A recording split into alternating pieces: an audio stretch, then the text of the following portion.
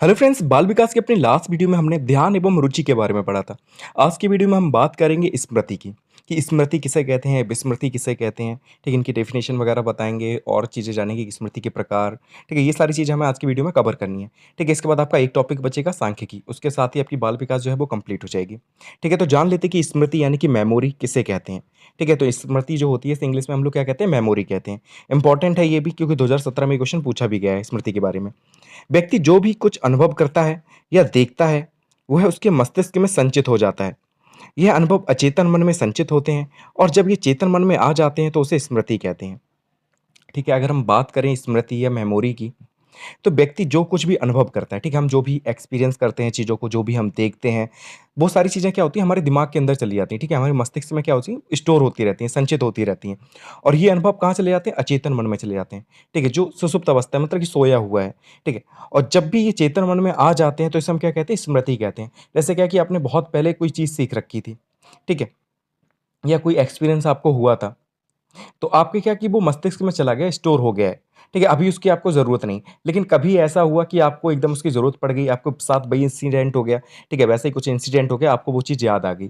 तो वो क्या आपकी चेतन मन में आ गई है। तो अब वो चीज़ आपके चेतन मन में आ गई, तो वो चीज़ क्या कहलाएगी, वो स्मृति कहलाएगी, यानी कि मेमोरी कहलाएगी, कि वो चीज़ें आपको याद आ गई हैं।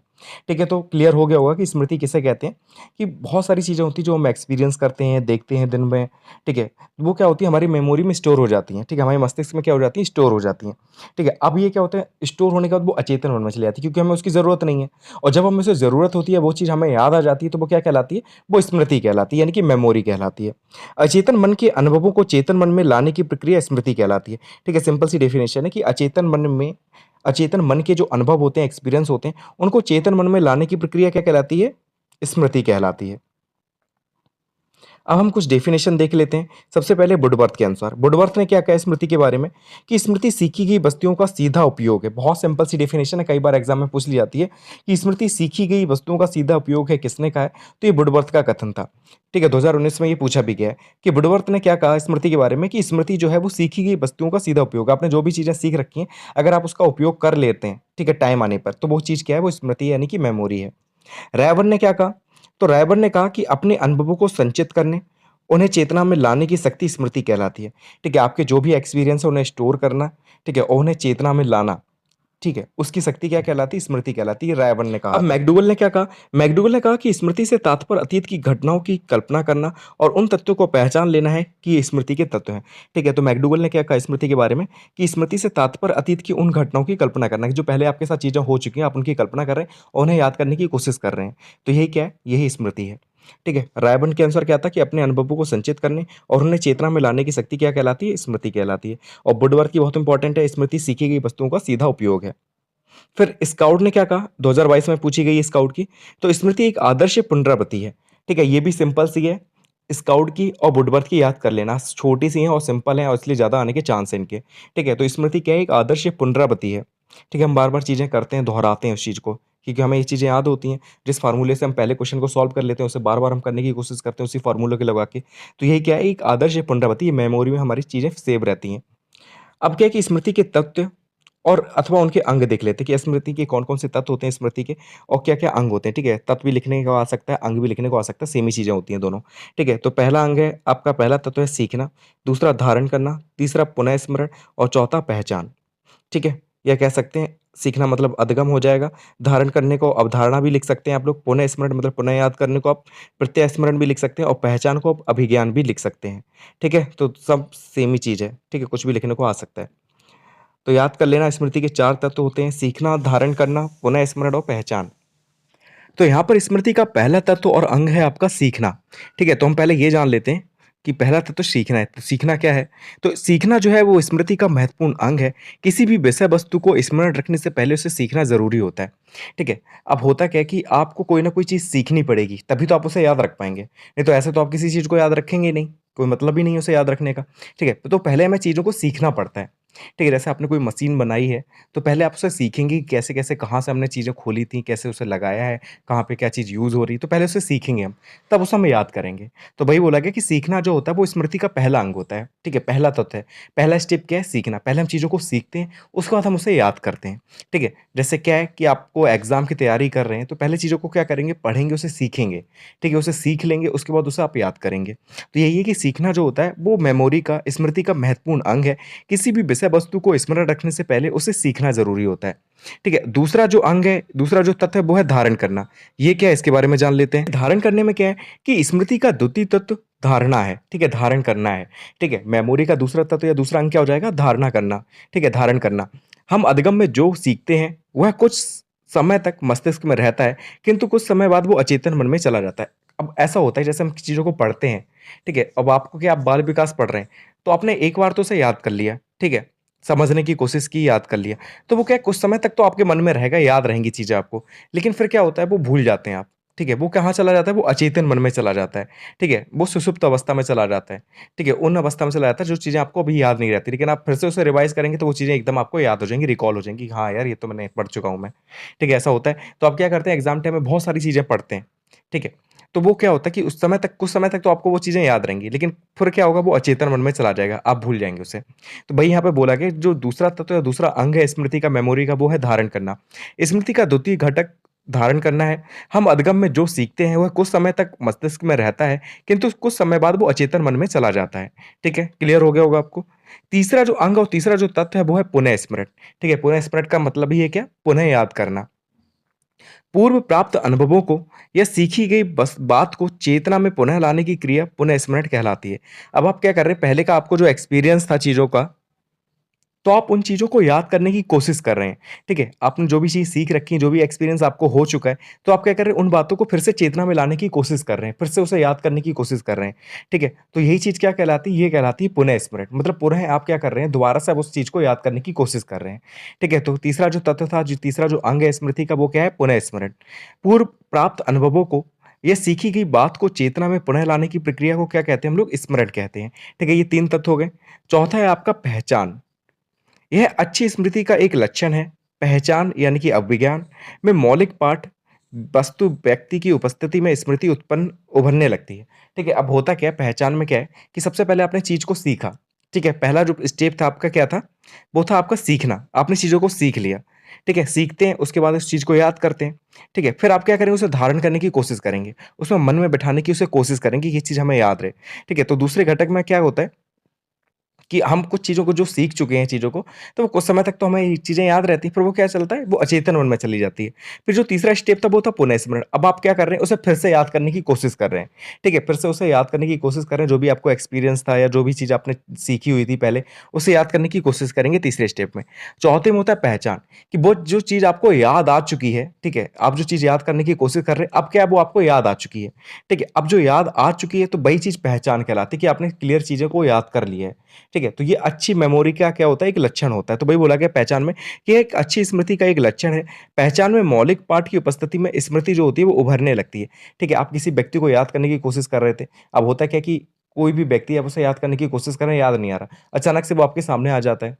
ठीक है? या सामने से निकल जाता है। फिर आप ट्राई करते हैं, ऐसे कहीं तो देखा है, कहीं तो देखा है। फिर अचानक एकदम क्या होता है, माइंड में एक चीज़ आती है और आपको एक वो व्यक्ति होता है, वो याद आ जाता है कि आपने उसे कहाँ देखा था। ठीक है? कौन से फंक्शन में देखा था, किस स्कूल में देखा था, कहाँ देखा था, आपको वो याद आ जाता है। तो ये कहलाता है, ये पहचान कहलाता है। वो अच्छी मेमोरी की एक क्या है, पहचान है, या कह सकते हैं एक लक्षण है।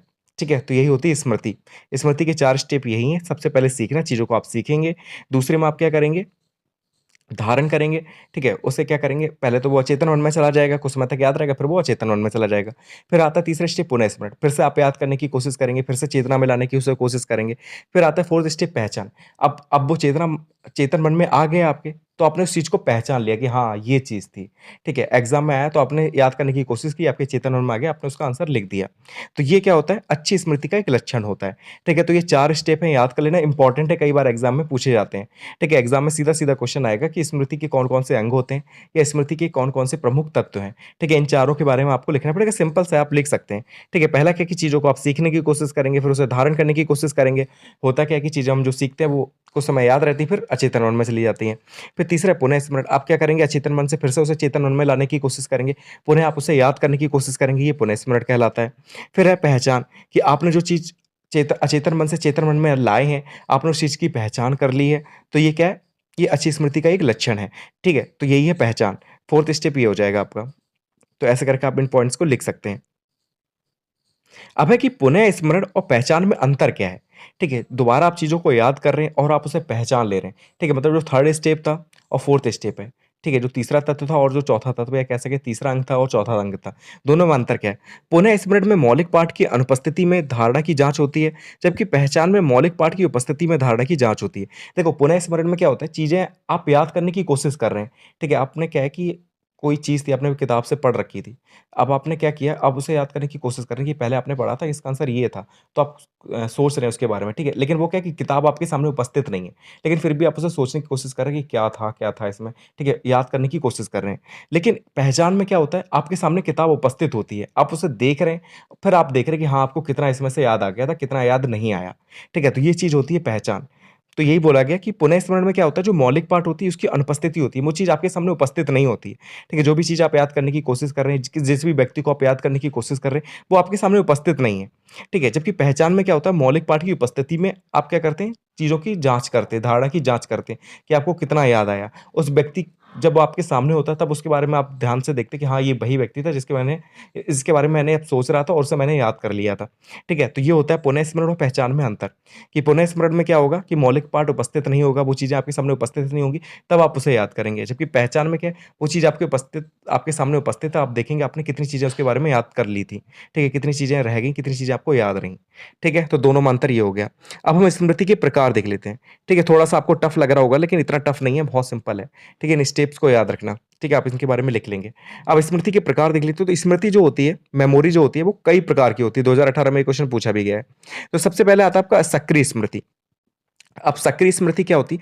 जब कोई घटना या तथ्य आवश्यकता पड़ने पर तुरंत याद आ जाए, तो इसे सक्रिय स्मृति कहते हैं। ठीक है, कई बार होता है कि कुछ घटना को आप याद करने की कोशिश करते हैं और वो आपको एकदम याद आ जाती है। कोई भी कुछ चीज़ें ऐसी होती हैं, हमेशा हम जब भी याद करने की कोशिश करते हैं, हमें याद आ जाती है। तो वो ऐसा क्या कहलाता है? वो सक्रिय स्मृति कहलाती है। मतलब वो क्या है कि सक्रिय है, आपके दिमाग में हमेशा रहती है। आप जब भी याद करने की उसे कोशिश करेंगे, वो चीज़ आपको याद आ जाएगी। दूसरी जो स्मृति है, वो आपकी निष्क्रिय स्मृति है। जब बिना प्रयत्न के ही तथ्य याद बने रहें, तो इसे निष्क्रिय स्मृति कहते हैं। ठीक है, कई चीज़ें होती हैं हम उससे भूलना चाहते हैं, लेकिन फिर भी वो हमें चीज़ें याद बनी रहती हैं। तो वो स्मृति क्या कहलाएगी? वो कहलाएगी आपकी निष्क्रिय स्मृति। ठीक है, कई सारी चीज़ें ऐसी होती हैं, हमारे साथ कुछ इंसिडेंट ऐसे हो जाते हैं, जिन्हें हम भूलना चाहते हैं, लेकिन फिर भी वो हमें याद बने रहते हैं। हम कितनी भी कोशिश करें उन्हें भूलने की, भूल नहीं पाते। ठीक है, तो वो कैसी स्मृति होगी? वो निष्क्रिय स्मृति होगी। ठीक है, दोनों में अंतर याद रखना। सक्रिय में क्या होता है? हम चीज़ों को जब भी याद करते हैं, हमें याद आ जाती हैं, तो सक्रिय स्मृति है। और निष्क्रिय में क्या है कि हम उसे भूलना चाहते हैं, याद नहीं करना चाहते, फिर भी वो हमें याद बनी रहती हैं, तो वो निष्क्रिय स्मृति हो जाएगी। फिर जो तीसरी है आपकी, वो है व्यक्तिगत स्मृति। व्यक्तिगत स्मृति में क्या है कि जब व्यक्ति अपने व्यक्तिगत अनुभवों को स्मरण रखता है, तो उसे व्यक्तिगत स्मृति कहते हैं। ठीक है, कुछ व्यक्ति होते हैं, कुछ लोग होते हैं, जैसे हम हैं, आप हैं, तो कुछ चीज़ों को हम क्या करते हैं, अपने जो एक्सपीरियंस है उन्हें हम याद करने की कोशिश करते हैं। ठीक है, तो वो क्या कहलाएगा? वो व्यक्तिगत स्मृति कहलाएगा। ठीक है, हम याद करने की कोशिश करते, सबके व्यक्तियों के अलग अलग रहते हैं, हर व्यक्ति के, हर पर्सन के अलग अलग रहते हैं। कुछ अनुभव ऐसे होते हैं, कुछ एक्सपीरियंस होते हैं, जिनसे वो सीखता है चीज़ों को। ठीक है, तो वो स्मरण जो अनुभव होते हैं, एक्सपीरियंस होते हैं, वो क्या किस में आ जाते हैं? वो व्यक्तिगत स्मृति में आएंगे। ठीक है, फिर आता है आपका तार्किक स्मृति। तार्किक स्मृति में क्या है कि इस प्रकार की स्मृति का आधार जो है वो तर्क होता है। इसमें तर्क-वितर्क करके चीज़ें याद रखी जाती हैं। ठीक है, तार्किक स्मृति में क्या है, इसमें हम तर्क के माध्यम से चीज़ों को याद रख सकते हैं कि हमने अपने दोस्तों के सामने क्या किया, तर्क-वितर्क किया, उससे हमें कुछ चीज़ें निकल के आ रहीं, ठीक है, उसे हमने याद किया। ठीक है, अब तर्क के माध्यम से जो चीज़ें याद रहती हैं, वो लंबे समय तक याद रहती हैं चीज़ें। ठीक है, तो ये तार्किक स्मृति में आ जाएगा। कि जब आप स्मृति का आधार क्या हो? तर्क हो। ठीक है, तर्क-वितर्क करके आप चीज़ों को याद करते हैं, तो वो तार्किक स्मृति में कहलाएगा। फिर आता है आपका रटंत स्मृति। रट कर याद किए जाने वाले तथ्य रटंत स्मृति में आते हैं। ठीक है, एग्ज़ाम होता है, आप चीज़ों को रट लेते हैं और एग्ज़ाम में लिख देते हैं जाके। तो ये किस में आएगा? ये रटंत स्मृति में आएगा। ठीक है, रट कर जो भी याद किए जाते हैं तथ्य, वो किस में आते हैं? वो रटंत स्मृति में आते हैं। ठीक है, तो ये स्मृति के प्रकार हो गए, और देख लेते हैं। फिर नेक्स्ट जो स्मृति का टाइप है, वो है तात्कालिक स्मृति। जब याद किए हुए तत्व को तुरंत सुना देते हैं, किंतु कुछ समय बाद भूल जाते हैं, इसे तात्कालिक स्मृति कहते हैं। सही, बहुत सारी चीज़ें ऐसी होती हैं जो क्या होता है, हम याद करते हैं, तो उसी टाइम हमसे कोई पूछता है तो हम उसे सुना देते हैं, लेकिन अगर कुछ दिन बाद पूछता है हमसे तो हम भूल जाते हैं। ठीक है, तो ये कैसी स्मृति है? तो ये तात्कालिक स्मृति है। ठीक है। फिर आता है लास्ट आपका स्थायी स्मृति। स्थायी स्मृति में क्या है? इस प्रकार की स्मृति में कोई तथ्य हमेशा के लिए संग्रहित हो जाता है, मतलब हमेशा के लिए स्टोर हो जाएगा। ठीक है? कुछ चीज़ें ऐसी होती हैं जो हमेशा के लिए हमें याद रह जाती हैं, तो वो स्थायी स्मृति कहलाती है। ठीक है? वो हमेशा हमें याद रहेगी, कभी भी हमसे पूछ लिया जाए हम सुना सकते हैं, बता सकते हैं। तो वो स्थायी स्मृति है। ठीक है? तो ये स्मृति के टाइप जो थे हमने पढ़ लिए। अब स्मृति को प्रभावित करने वाले कारकों के बारे में जान लेते हैं कि कौन-कौन से ऐसे कारक हैं, जो क्या करते हैं स्मृति को प्रभावित करते हैं। 2017 और 23 में इसके बारे में पूछा भी गया है। तो सबसे पहले शारीरिक स्वास्थ्य, ठीक है? जो इंसान होता है, मनुष्य होता है, उसका स्वास्थ्य जो होता है, वो स्मृति को बहुत प्रभावित करता है। अगर वो स्वस्थ होता है, तो कोई भी चीज़ उसे हमेशा के लिए याद हो सकती है, काफ़ी टाइम तक याद रख सकता है। लेकिन अगर वो बीमार है, ठीक है? किसी न किसी खास बीमारी से ग्रसित है, तो वो क्या करेगा चीज़ों को याद नहीं रख पाएगा। फिर है रुचि, अगर किसी चीज़ में उसका इंटरेस्ट है, तो चीज़ें उसे लंबे समय तक याद रहती हैं। जैसे चेस वगैरह वो खेलता है, कैसे खेलना है, क्या है, ये लंबे समय तक उसे याद रहेगा अगर उसका इंटरेस्ट है उसमें। और जो इंटरेस्ट नहीं ले जैसे चेस में किसी का इंटरेस्ट नहीं है, तो वो चीज़ों को याद नहीं रख पाएगा, ठीक है? फिर है अभ्यास, जिस चीज़ का ज़्यादा अभ्यास करेगा, तो वो चीज़ है वो ज़्यादा समय तक उसकी स्मृति में रहेगी, मेमोरी में रहेगी और अभ्यास कम करेगा, प्रैक्टिस नहीं करेगा, तो वो स्मृति में नहीं रहेगी। जैसे मैथ्स है आपकी, जितनी प्रैक्टिस करोगे उतना आपकी स्मृति में रहेगी, आप लगा लोगे। फिर है मानसिक स्वास्थ्य, तो मानसिक रूप से भी स्वस्थ होना बहुत ज़रूरी है, ठीक है? अगर मान लो मानसिक रूप से वो अस्वस्थ है, तो भी चीज़ों को वो याद नहीं रख पाएगा। फिर है कि स्मरण विधि, कि किस तरीके से वो याद कर रहा है, कौन-सी विधि का यूज़ कर रहा है, कैसे वो याद करता है चीज़ों को, ठीक है? तो ये भी चीज़ इम्पैक्ट डालती है। फिर है इच्छा शक्ति, कि उसकी इच्छा शक्ति कैसी है, ठीक है? अगर इच्छा शक्ति मजबूत है, कॉन्फिडेंट है वो चीज़ों को लंबे समय तक याद रख सकता है। लेकिन अगर इच्छा शक्ति कमज़ोर है उसकी, तो वो चीज़ों को भूल जाएगा। फिर है प्रेरणा, कि वो कितना मोटिवेट है उस चीज़ को लेकर, ठीक है? अगर वो किसी चीज़ को लेकर ज़्यादा मोटिवेट है, एग्ज़ाम की तैयारी कर रहा है, मोटिवेट है, तो वो चीज़ों को लंबे समय तक याद रख सकता है, एग्ज़ाम तक याद रख सकता है या नेक्स्ट एग्ज़ाम जो है उस तब तक याद रख सकता है। लेकिन अगर वो मोटिवेट कम है, तो वो चीज़ों को जल्दी भूल जाएगा, उसे बार-बार चीज़ों को पढ़ना पड़ेगा। फिर है वातावरण, कि किस वातावरण में वो रह रहा है, एनवायरनमेंट का बहुत फ़र्क पड़ता है, ठीक है? शांति भरे वातावरण में अगर चीज़ों को पढ़ता है, तो उसे चीज़ें लंबे समय तक याद रहती हैं। लेकिन कहीं शोरगुल हो रहा है, तो उसका ध्यान इधर-उधर भटकता है, तो वो चीज़ों को याद नहीं रख पाता। तो ये ऐसे तथ्य हैं, ऐसे कारक हैं जो क्या करते हैं स्मृति को प्रभावित करते हैं। तो देखो सबसे पहले इसमें शारीरिक स्वास्थ्य के बारे में बताया गया। अरस्तू के अनुसार स्वस्थ शरीर में स्वस्थ मस्तिष्क का निवास होता है। तो ये लाइन काफ़ी बार पूछी जाती है कि ये कथन किसका है? तो अरस्तू ने कहा था कि स्वस्थ शरीर में स्वस्थ मस्तिष्क का निवास होता है। शारीरिक स्वास्थ्य का प्रभाव स्मृति पर पड़ता है। बालक स्वस्थ नहीं होगा तो वो बातों को अधिक समय तक स्मरण नहीं रख पाएगा। ठीक है? तो ये चीज़ मैंने आपको बताई। रुचि में क्या है? रुचि का स्मृति पर विशेष प्रभाव पड़ता है। बालक का जिस विषय में रुचि होती है, वह उसे अधिक पढ़ता है और याद रख सकता है। ठीक है? जिसमें इंटरेस्ट होता है, वो चीज़ों को लंबे समय तक याद रख पाता है। फिर है अभ्यास और दोहराना। किसी विषय वस्तु को जितना अधिक दोहराते हैं, वह उतना अधिक समय तक स्थायी रूप से स्मृति में अंकित हो जाता है। ठीक है? तो जितना ज़्यादा हम किसी चीज़ की प्रैक्टिस करते हैं, दोहराते हैं, उतनी चीज़ें हमें अच्छे से याद हो जाती हैं। ठीक है? तो ये 3 के बारे में बताया गया। अब नोट करने वाली चीज़ क्या है इसमें वो देख लेते हैं। तो नोट करने वाली चीज़ है कि स्मृति की सबसे अच्छी प्रणाली होती है पहचानना। ठीक है? जिस चीज़ को हम अच्छे से पहचान लेते हैं, तो वो स्मृति की क्या है सबसे अच्छी प्रणाली। तो हमने पढ़ा भी था कि जो 4 अंग थे उसमें पहचान जो थी वो लास्ट अंग थी। तो अगर हम किसी चीज़ को अच्छे से पहचान लेते हैं तो वो क्या है? स्मृति की सबसे अच्छी प्रणाली बताई गई है। फिर है कि स्मृति पे सबसे पहले प्रयोग किसने किया? तो एबिंगहॉस ने। ठीक है? ये चीज़ याद रखने वाली है कि सबसे पहले स्मृति पे प्रयोग किसने किया था? तो एबिंगहॉस ने सबसे पहले स्मृति पे प्रयोग किया था। फिर है कि शीघ्र याद होना अच्छी स्मृति की विशेषता मानी जाती है। ठीक है? अगर कोई चीज़ आप अच्छे से याद रख लेते हैं, तो ये क्या है? एक अच्छी स्मृति की एक अच्छी विशेषता है। ठीक है? ये विशेषता मानी जाती है कि किसी भी चीज़ को आप बहुत जल्दी याद कर लेते हैं। किसी ने मोबाइल नंबर बताया, आपने याद कर लिया। तो ये क्या है? अच्छी स्मृति की विशेषता है। अब हमने स्मृति के बारे में पढ़ लिया, अब हम जान लेते हैं कि विस्मृति किसे कहते हैं। फॉरगेटफुलनेस किसे कहते हैं, ठीक है? विस्मृति भी बहुत इंपॉर्टेंट है, जैसे स्मृति इंपॉर्टेंट है, वैसे ही विस्मृति इंपॉर्टेंट है। भूतकाल के किसी अनुभव को वर्तमान में लाने की असफलता विस्मृति कहलाती है। ठीक है? मान लीजिए भूतकाल में मतलब कि पुराने समय में आपको कोई चीज़ का एक्सपीरियंस हुआ था, कोई चीज़ें आपने याद रखी थी, लेकिन वर्तमान समय में उसे याद करने की आप कोशिश कर रहे हैं, लेकिन याद नहीं कर पा रहे हैं। तो ये चीज़ क्या कहलाएगी? ये विस्मृति कहलाएगी। ठीक है? स्मृति मतलब याद करना, मेमोरी में सेव हो जाना चीज़ों का और विस्मृति मतलब आप भूल जाएँ किसी भी चीज़ को। तो वही कहा कि भूतकाल के किसी भी अनुभव को वर्तमान में लाने की असफलता मतलब वर्तमान समय में आप ला नहीं पा रहे, याद नहीं कर पा रहे, तो वो क्या कहलाएगा? विस्मृति कहलाएगा। सीखी हुई बात को स्मरण रखने की असफलता विस्मृति कहलाती है। ठीक है? कोई भी चीज़ आपने सीख रखी थी, लेकिन आप उसे याद नहीं कर पा रहे, तो वो क्या कहलाएगा? वो विस्मृति कहलाएगा। अब विस्मृति की कुछ परिभाषाएँ देख लेते हैं। तो पहली है मन के अनुसार। सीखे हुए तथ्यों को याद करने या पुनः याद करने की असफलता विस्मृति कहलाती है। सिंपल सी डेफिनेशन है। मन ने कहा है कि सीखे हुए तथ्यों को, कोई भी चीज़ आपने सीख रखी है, उसे याद करने की आप कोशिश करें और दोबारा याद करने की कोशिश करें, लेकिन आप असफल हो जाएँ, तो ये क्या कहलाएगा? वो विस्मृति कहलाएगा। ठीक है? अब विस्मृति के प्रकार देख लेते हैं, तो विस्मृति के 2 प्रकार हैं। पहला आपका सक्रिय विस्मृति और दूसरा आपका निष्क्रिय विस्मृति। ठीक है, सबसे पहले हम लोग जानेंगे सक्रिय विस्मृति के बारे में, कि सक्रिय विस्मृति क्या है? किसी बात को भुलाने का प्रयास करके उसे भुला देना सक्रिय विस्मृति है।